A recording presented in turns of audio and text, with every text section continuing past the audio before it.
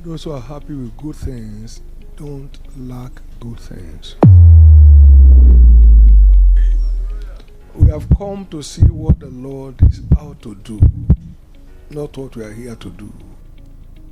This is not just a land-breaking event, but it is a strategic investment in the future of education in this country. Prophetic words are not spoken to impress you, they are to impact you.